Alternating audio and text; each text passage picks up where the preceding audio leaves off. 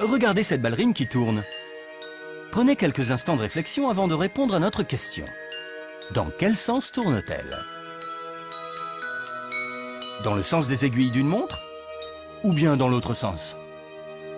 Si vous êtes avec un ami, posez-lui la même question. Vous avez la réponse? Vous répondez dans le sens des aiguilles d'une montre? Vous avez raison. Sinon, désolé, mais vous avez raison aussi. Mais pourquoi les deux réponses sont-elles correctes? Quand on regarde la danseuse, certaines cellules du fond de l'œil détectent le mouvement de droite à gauche ou de gauche à droite. Comme ici, le cerveau ne voit pas de signaux additionnels comme une ombre, des lignes de perspective ou un visage, il décide d'un sens malgré le manque d'informations. C'est ce qu'on appelle une image bistable. Mais de quoi s'agit-il? Une image bistable est une image qui peut être interprétée de deux façons différentes. Ce qui est intéressant dans le cas de la ballerine, c'est qu'on peut la voir en rotation dans un sens comme dans l'autre. C'est très ambigu.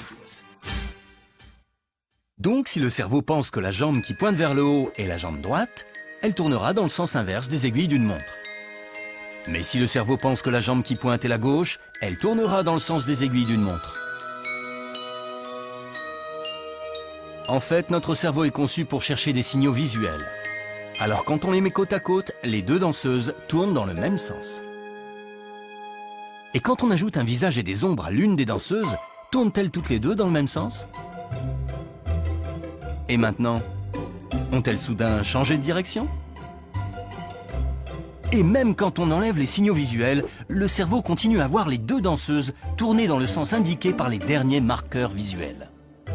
Et ce, même si l'on n'altère pas la silhouette de gauche, dans le sens inverse des aiguilles d'une montre, puis dans le sens des aiguilles d'une montre, dans le sens inverse, puis dans le sens des aiguilles d'une montre. Ouh, j'ai le cerveau en compote.